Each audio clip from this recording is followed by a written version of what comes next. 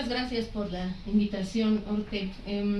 Pienso que las palabras que voy a decir, bueno, ya lo han dicho todas las maestras Kira y Ale. Espero poder hacer una aportación a esta lectura que han hecho de la obra de Hortensia. Preparé un texto chiquito para que no se preocupen. Y lo titulé El fuego, la ofrenda y la ceniza, por eso escucho la lumbre, de Hortensia Carrasco. Es común escuchar que el año 2020 puso ante nosotros una realidad en que la muerte se volvía una presencia más tangible. Pero esto se trata de una verdad a medias, puesto que la muerte en este país, continente, mundo, ha aparecido en otras tantas palabras repletas de violencia. Tal vez la faz que vimos de la muerte sea imparcial, el regreso de la guadaña en que ella retoma su autonomía y nosotros, como volviendo al tiempo primigenio, suplicamos ocultos y decimos, la flaca es pareja. Sin embargo, este poemario no es una bitácora de la pandemia, aunque como lectores podemos hallar en él atisbos de la peste. Este poemario puede ser el testimonio de la vida de un hombre o la voz crítica de una poeta que se detiene en esa otra epidemia que nos viene mordiendo la carne desde hace siglos, la crueldad. Podríamos decir que este poemario habla de las pérdidas, pero también habla de sí mismo, en tanto poema que recuerda al poema. Diremos también que habla del tiempo o del silencio, o que de imprevisto nos propone una negación para afirmar los objetos. Sucede que este poemario es una figura cuyas caras son el resultado de la lumbre. De entrada, el título homónimo del poema que abre el texto se nos presenta como una construcción causal. Ya desde el inicio incita no solo a su lectura, sino a develar la razón por la que la poeta prefiere atender la lumbre. Hortensia Carrasco nos propone otros sonidos, ajenos a nuestro léxico cotidiano. ¿Acaso por ello es que elige no nombrarlos sino como fonemas? Usar una palabra más abstracta pero funcional para hablar de eso que puede ser escuchado. Ahonda mediante el sonido en las características semánticas que puede tener una vocal o una consonante, y cito unos versos. Te pregunto para saber si tendrás la certeza de que un día encontrarás qué hay detrás de mi nombre. ¿Por qué la A o la R no suenan a lo mismo nunca? Son otros los significados que se desprenden, otros los signos que podrían envolver el sentido que tiene el efecto de nuestros estados y nuestras acciones. En otro poema los fonemas se robustecen, se vuelven sílabas resignificadas. Y cito otro fragmentito. Un badajo enmudecido, la sílaba que confirma que estás, la sílaba que niega un beso por la tarde, cura la ampolla de la soledad que hace descubrir que las flores de papel de China tienen más luz que la muerte. En un puño de ceniza, la poeta también busca recuperar un mensaje que supere lo inmediato, pero que sí entregue un mensaje, una parte de eso que llamamos presencia. Más que ahondar en el valor que tiene el fuego, tanto desde una mirada mítica como desde una perspectiva literaria e incluso filosófica, quiero destacar en él la posibilidad que tiene como lenguaje, un poco más inclinado a la noción de creación, pero principalmente creación poética. No solo encuentra un símil entre el fuego y la poesía, sino una afirmación en la que el fuego se vuelve un modo de decir, y es la poeta, finalmente escriba del mundo, quien atiende estas palabras.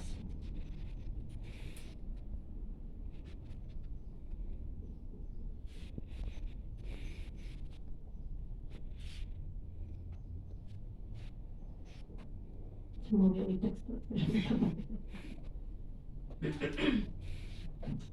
Decía que la poeta, finalmente escriba del mundo, es quien atiende estas palabras vertidas en sus llamas. El resultado de Por eso escucho la lumbre tiene dos vertientes importantes en su lectura. Por un lado, una lectura en la que nos encontramos ante un poemario crítico de la miseria, el hambre, la migración, la violencia y la muerte. Por otro lado, esa misma lectura pero con un referente claro, Saúl Ibargüen. Aunque no hay una dedicatoria explícita, verso a verso se recupera un tajo de la biografía y creación del poeta uruguayo. Muchas son las pistas, unas más explícitas que otras, que nos remiten a Ibargüen, desde la mención a lugares geográficos o heterónimos, hasta pequeñas citas textuales, apropiadas luego, reconstruidos espacios y palabras a la manera de Hortensia Carrasco, pues en este punto sus lectores podemos reconocer la voz de la autora, quien entrega paralelismos en una estructura canónica rota solo por la intensidad semántica que provoca la combinatoria léxica. En nuestro ayer, citaré unos fragmentos, en nuestro ayer y en nuestro hoy, los militares tienen un perro adentro, lo llevan al parque a orinar lágrimas, a comer briznas y a vomitar suplicios.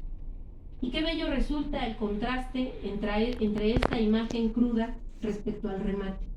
Aún así, atenderé el llamado de la calle, porque hay lluvia y ancianos que se besan y un extranjero esperando en un café, tratando de sobornar a la melancolía. Salvo un par, en su mayoría los poemas son breves, mientras más breves, más ponzoñosos, en el buen sentido de la palabra, si es que hubiera buen sentido. 3 versos. La fosa quema, vivos se los llevaron, duele la ausencia. Me interesa resaltar lo conocido versus la impersonalidad cargados en este poema, que es brevedad, que Ale también lo mencionó. La fosa, una conocida, de aquí que se elija la forma determinada del artículo la. Qué duro pensar en una fosa, la fosa, que conocemos todos, sin saber necesariamente cuál es o dónde está. Pasa lo mismo con ausencia, que aparece de un modo más general respecto a vivos se los llevaron. De modo que no solo duele la ausencia de ellos, sino la ausencia en general. Y en medio de estas dos partes aparentemente conocidas, una consigna siempre hecha desde lo no conocido, porque ¿quiénes se los llevaron? En los plurales la lengua no esconde solo su indiferencia o su desconocimiento de los agentes. En los plurales la lengua también subraya su dolor. ¿Quién o qué se nos puede venir a la memoria cuando escuchamos este poema? Ninguna de nuestras premisas puede ser más verdadera que otra, a pesar de que la poeta haya pensado específicamente en un hecho. El del 68, los 43 de Ayotzinapa, las desapariciones forzadas hechas por el crimen organizado o el golpe militar que se dio en el 73 tanto en Chile como en Uruguay. Por ello mismo considero que hay 2 líneas de lectura en este poemario, la crítica y el homenaje.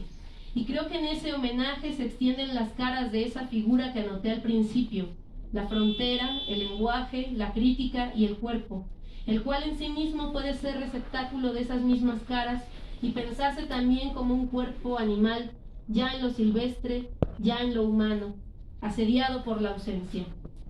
Recuperar al poeta mediante paisajes marginados, que también pueden ser los nuestros. Honrar la muerte desde una ofrenda de palabras, que igualmente nos remite a nuestros altares de velas e incienso. Invocar las cenizas del que se ha marchado, que nuevamente nos devuelve a nuestras propias despedidas, son los cruces que encuentro en Por eso escucho la lumbre. Resulta un poemario complejo, cuya ambigüedad emerge como un valor propositivo en los textos. Por eso mismo, desde mi lectura, considero que el valor de este poemario radica en la riqueza de sentido fincada en 2 elementos, en una base rítmica estable en su unidad, pero cambiante de poema a poema, y en una estructura sintáctica que permite la transparencia de las imágenes. Finalmente, es importante destacar no la circularidad, sino la integridad de la propuesta en su construcción. El fuego inaugural en el primer poema, la ofrenda, este túmulo de poemas que ahonda no solo en la presencia de un altar, sino la creación, varias veces aludida como una respuesta de los procesos humanos que subyacen en una poética determinada, y finalmente las cenizas, referido a lo consumado, pero que en ese estado improbable tiene la ventaja de evocar otro mensaje. A manera de imitación, me animo a tomar un puño de los versos de Hortensia Carrasco. Espero que las palabras arrojadas sean dignas para tremendo poemario. Felicidades.